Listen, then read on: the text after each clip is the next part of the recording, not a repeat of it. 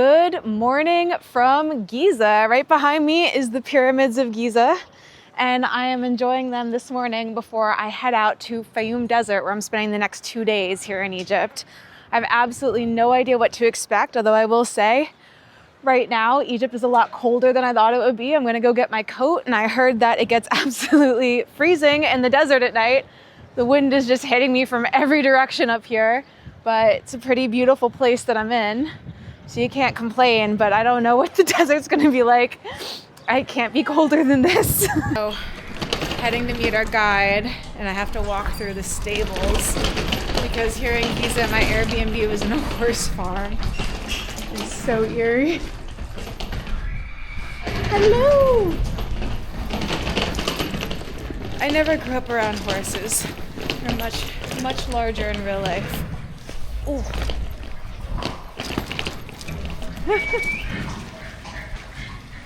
This is a crazy situation to navigate with all of my stuff.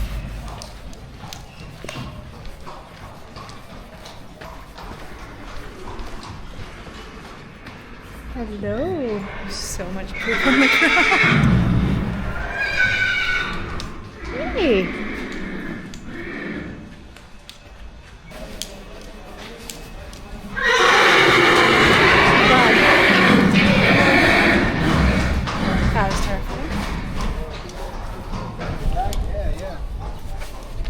Katie, this is Adam. Hey, Adam. Hello, guys. Hi. How are you? Nice to finally meet Brent and Katie. Yeah. I'm Adam from Giza, and we're gonna have a great time together. Yes. So that is the tour guide that'll be taking me to the desert for the next 2 days, and this is the fantastic off-roading desert vehicle. I'm so excited. Okay, first stop in the Fayoum Desert. We've been driving for about 1 to 2 hours from Cairo, and wound up at a tomato farm. So we're picking the fresh tomatoes that will be served over the next 2 days while we're in the desert. So I've been given specific instructions to just pick tomatoes that are the color of this bowl, which doesn't seem like it's gonna be easy because it's so dusty in Egypt that I can't tell if these tomatoes are red because they're all covered in dust. You can just kind of take the dust off and see them. But I've never went tomato picking before. I grew up in the New York area, so we would go apple picking, but this is kind of fun. Definitely not what I thought because it is winter in Egypt. I didn't think that there would be tomatoes growing at this time of year. Look at this is so, the tomatoes are so dirty. They're so dusty, I should be saying. I'm gonna have to give them a wash. I think the word brunch means something different in Egypt because they're talking about we're gonna have brunch with the tomatoes. I'm like, guys, it is 4 p.m. We are well past brunch. Ooh, oh, I touched a rotten one. All right, so this is what you gotta do. We're really off-road camping, so we're not gonna have any running water for the next few days.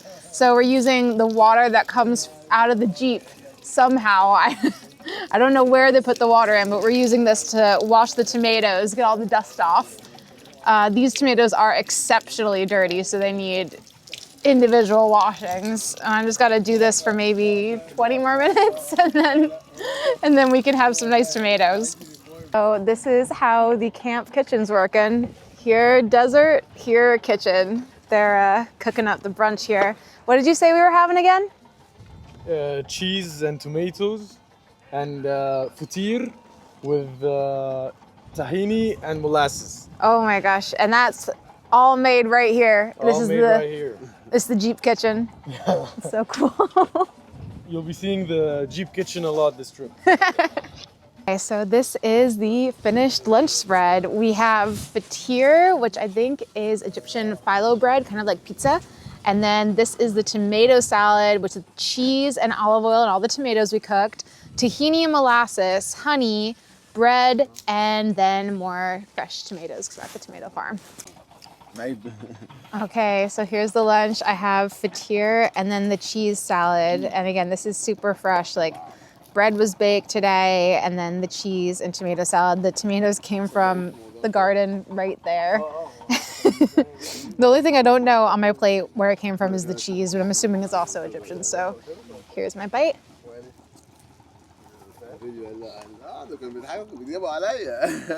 It's so nice. Something super slept on is Egyptian cheese. Every single day I've been having the best like feta cheese, or they don't call it feta, they call it something else, but it's just like fresh cheese here. It's so good.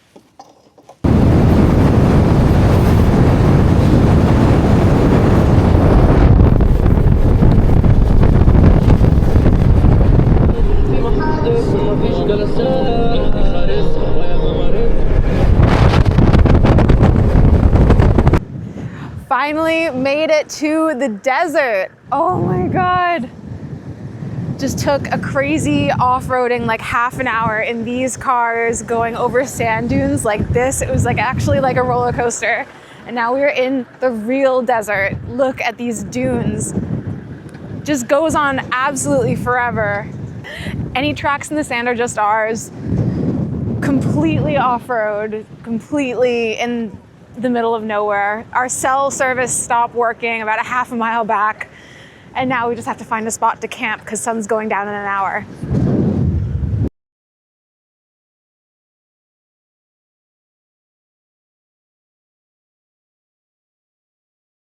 Okay, we made it to our first campsite. This is the campsite for the first night. You can see it's so ridiculously windy. That's why I have my coat and hood up. But you can see that we're kind of in like a basin, and so that's protecting us from the wind on both sides. And they've also built the cars to kind of also shelter from the wind, because the sand comes with the wind and it just whips in your face and it is painful. There was like a scary 20 minutes there when the bigger of the two cars, the one that has the kitchen in it, got stuck in the sand, and they had to, okay, so can't walk on that side of the car. The sand is whipping in my face. It got stuck in the sand, and everyone had to like go and dig it out for like 20 minutes.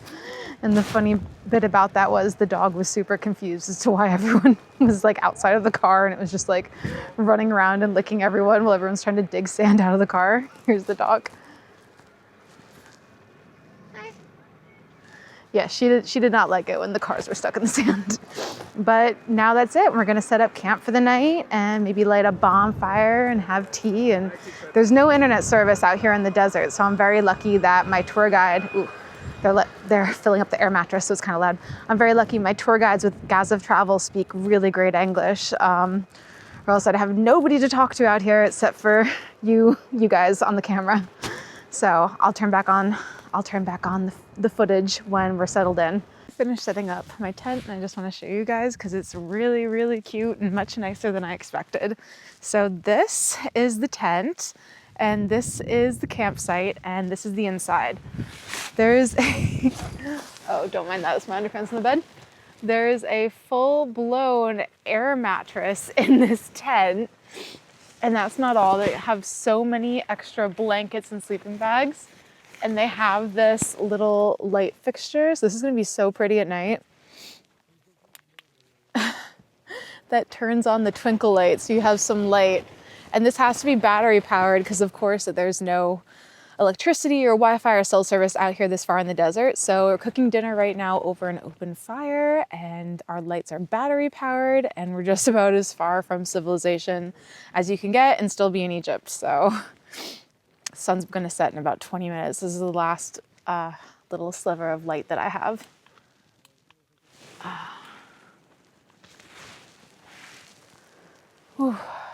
It's so chilly because of the wind. It makes me want to just stay in the bed. Oh my God, I can't turn off these lights. I pressed the button to turn them on, now they won't turn off. They just keep changing the twinkle settings. There we go. All right, so I'm just gonna bed rot a little bit and wait for the sun to go down because it's so cold outside.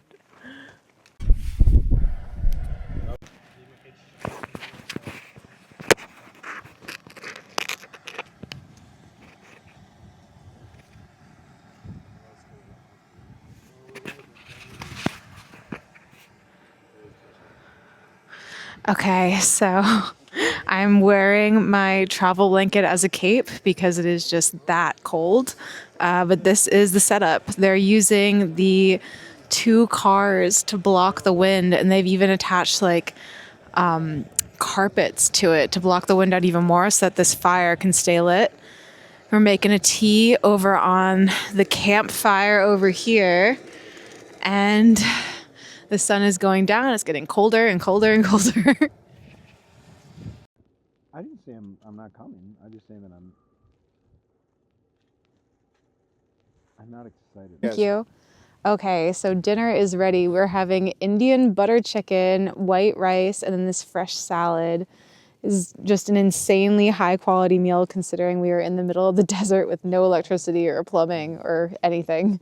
So this is the fire, the tea kettle, the salad, and potatoes are over here. They're a little burnt, but they're still good. So I'm gonna give this, our like first desert meal, real desert meal, a taste test. I haven't actually had butter chicken in so long.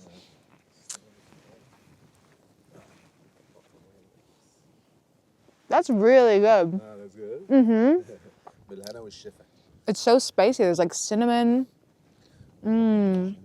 That's really, really nice. Can you have this? I'm gonna take a bite with the salad. Like again, just such a high quality meal. We're in the middle of the desert. It's insane. Oh my God, it's so good. So ridiculously good. Yeah, such fresh food for middle of nowhere.